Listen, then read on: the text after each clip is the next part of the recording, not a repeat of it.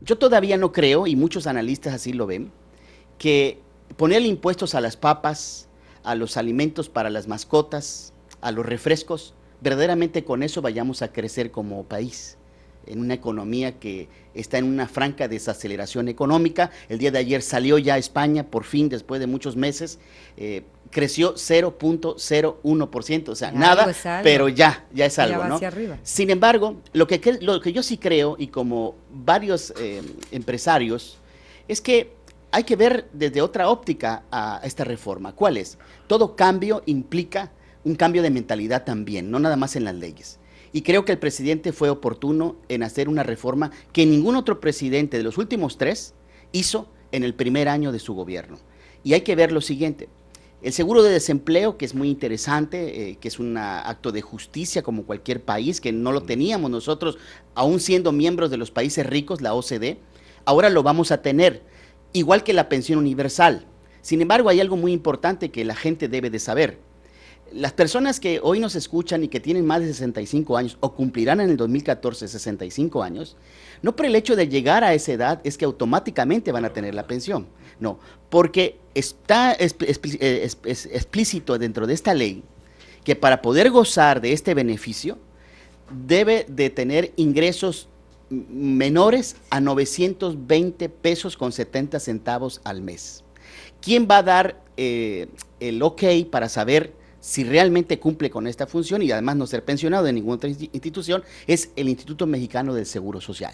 Si la gente comete el abuso de dar informaciones falsas, será sancionado muy severamente y regresará este dinero. Es decir, esa pensión universal que tanto nos han dicho no será para todos, sino para aquellos que tengan más de 65 años, no estén pensionados en ningún otro instituto y sobre todo no tengan ingresos mayores a 920 pesos, que son alrededor de 15 salarios mínimos. Pero ahí pues ya estarían en el Seguro Social haciendo su cálculo. su cálculo, Sí. ¿no? Ya por ende tendrían una jubilación. Sí, el problema es que no todos han cotizado en el Seguro Social.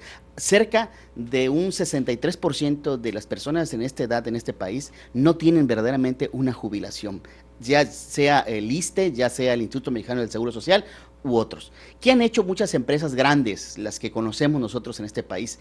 Se han ido por la jubilación privada, porque ha tenido incentivos fiscales. Bueno, esos incentivos fiscales con esta reforma le quitan la deducibilidad del 100% y solamente queda del 43%. Esto le va a pegar mucho a este tipo de personas que buscan la jubilación privada. Oye, el tema de esto de las pensiones universales, si actualmente sí. no se tiene para pagar el Seguro Social, el ISSSTE, todos estos Así organismos, instituciones, no tienen para pagar realmente las jubilaciones de los que año con año, mes a mes han hecho sus aportaciones, ¿cómo le van a hacer con toda esta Muy buena gente? pregunta. Y efectivamente el gobierno federal la responde de esta manera. Primero, las dos decisiones que hace el presidente de la República de la pensión universal y el seguro de desempleo son extraordinariamente buenas, pero el gran problema es su financiamiento. En la pensión universal está determinado ya en la ley que se vaya a aprobar, es que la gente que en este momento, en el 2014, va a cumplir 18 años, se va a hacer un fideicomiso a través del Banco de México, del Banco Central, y ese fideicomiso, sin estructura y sin nada, se va a crear para empezar dentro del presupuesto de egresos de cada año, dar una partida presupuestal para ir dando este fondo para cuando estas personas de 18 años del 2014 lleguen a esa edad, porque en este momento no hay quien financie, sino solo el gobierno federal, las pensiones universales. Y dos, en cuanto al seguro de desempleo, pues serán los patrones a través de dos fondos, el fondo solidario y el fondo mixto, que se ven a través del seguro social, que verdaderamente pagará este seguro de desempleo con ciertas acotaciones y quizás en una mínima parte el gobierno federal. Es decir, el gran problema y el talón de Aquiles de estas reformas del presidente Peña Nieto, que, insisto, movió verdaderamente cosas fuertes. Por ejemplo, el de tasar al 10% de las acciones que se dan en la bolsa, creo que es algo muy bueno, porque en este país no se tenía esto. Dos, reducir de 10 años al 5 años el régimen de consolidación, que hoy desaparece y se incorpora otro nuevo régimen, para que ya no difieran tantos años los poderosos en este país que ganan cantidades exorbitantes y no pagan como nosotros. Nosotros pagamos cada mes. y cada año. Ellos pagaban en el transcurso de 10 años, ahora se acota a 5 años. Creo que esas dos cosas, de poner el cascabel al gato a esos grupos poderosos, es importante. Pero hay un punto en el que el presidente de la República sabe que todavía no avanzamos, y es, este país es productor de oligopolios. ¿Qué significa esto? Vamos a poner un caso, ¿no? El de la leche. La leche realmente, quien tiene el grupo de la comarca lagunera, el grupo que ya ustedes conocen, Lala, es el que tiene la mayor cantidad de presencia en el mercado. Y así como ese, les puede decir una gran cantidad de otros grupos y por ende no permiten la competencia. Creo que después de la reforma fiscal, lo que es implícito que quiere el gobierno federal es empezar a tener mayor competencia de otros grupos para que los precios bajen, porque si no, lo que vamos a tener en el 2014, eso sí, vamos a tener menos ingresos por familia y en el nivel per cápita de las personas y menos capacidad de compra. Dentro de esta nueva ley de ingresos, el gobierno federal está poniendo un precio al barril del petróleo en $85. Así es. ¿El gobierno federal de México puede poner y fijar este precio? ¿Que no es algo internacional? Sí. Efectivamente, el precio se toma por tres elementos aleatorios de acuerdo a las ventas que hay de futuro de compras. Por ejemplo, en este momento, el precio que se tiene de los futuros de compras del mes de septiembre, por ejemplo, y se fija ahí con los contratos.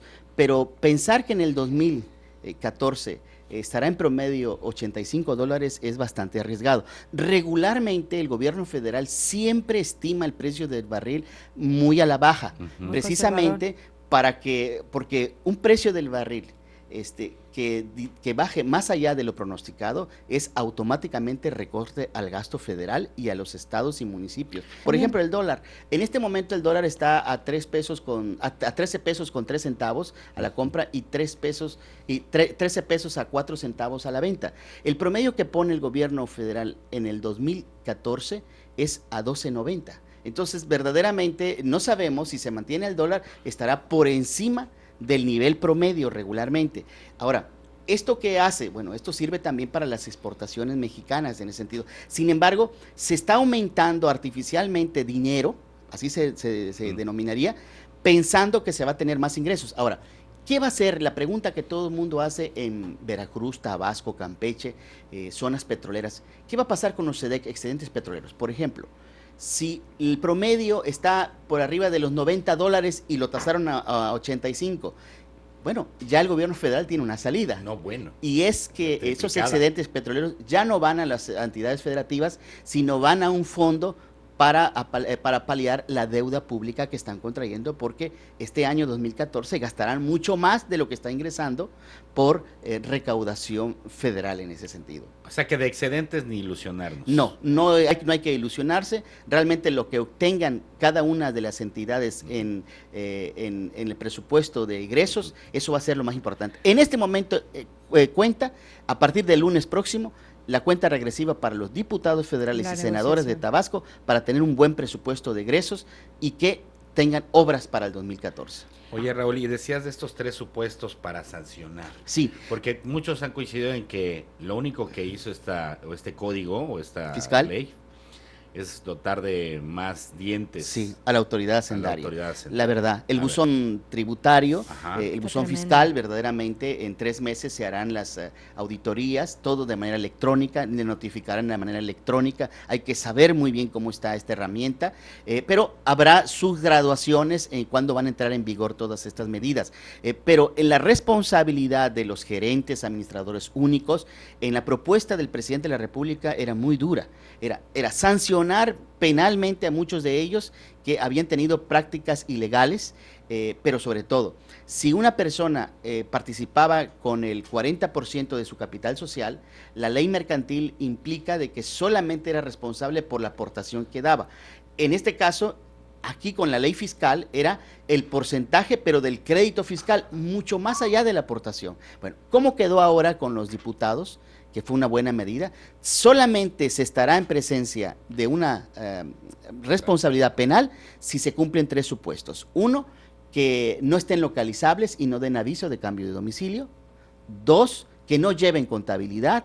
y 3, que la persona moral, la empresa, verdaderamente no esté en el registro federal de contribuyentes. Si se cumplen estos 3 supuestos, entonces tendrá responsabilidad penal los administradores únicos o accionistas de estas empresas. Pero a mí me preocupa, por ejemplo, las loncherías, Sí. los negocios chiquitos, que realmente pues los dueños no tienen la capacidad o de repente o no están capacitados en el tema electrónico. Sí. Y si les van a, ni siquiera han de tener un correo electrónico. Entonces, si va a ser notificado únicamente por correo electrónico, ¿qué pasa con este universo de gente que no está en esta dinámica? Bueno, la verdad que muchos van a tener muchos problemas de carácter administrativo. Esta reforma no simplifica la vida de los contribuyentes, al contrario, las hace un poquito más complicadas. Es verdad que antes pasamos de las declaraciones en papel, ahora las declaraciones electrónicas, pero mucha gente todavía no está con la vanguardia de la tecnología. Esa es la realidad, sobre todo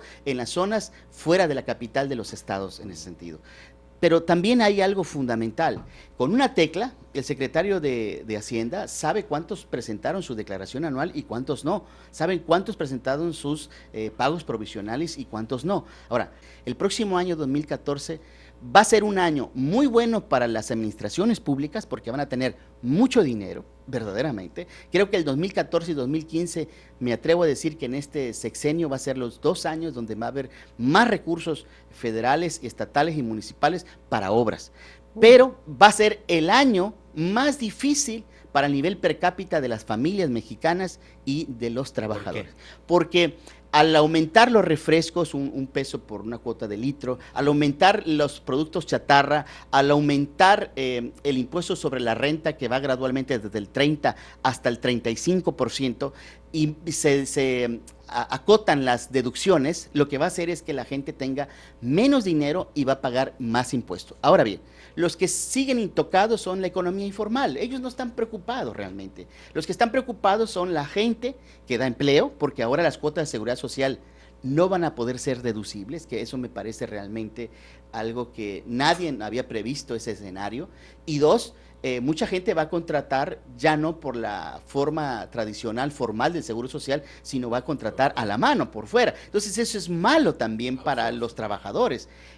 Muchas de las ventajas fiscales e incentivos fiscales para dar empleo también se disminuyen verdaderamente. ¿Cuál es la apuesta del señor presidente de la República?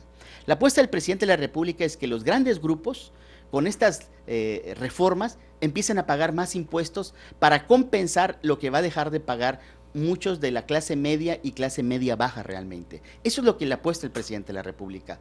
Y también algo fundamental, no solamente hay modificaciones al código, a la ley del IVA, etcétera, sino regresamos ya no a un federalismo fiscal, sino a un centralismo fiscal. Me explico. Ahora ya los medicamentos y todo lo que es materia de salud, implementos, van a ser pagados directamente por México, por la Tesorería de la Federación, por la Secretaría de Salud a nivel federal. ¿Por qué? Porque ya vio que en muchos estados de la República, no es el caso nada más de Tabasco, ha habido mucho dispendio en ese sentido, 1. Y 2, también van a pagar directamente el gobierno federal a los maestros. Si ustedes revisan, los 2 presupuestos más grandes de las entidades federativas son salud y educación. ¿Lo van a operar desde allá? Y lo van a operar, va a ser más centralismo en ese sentido.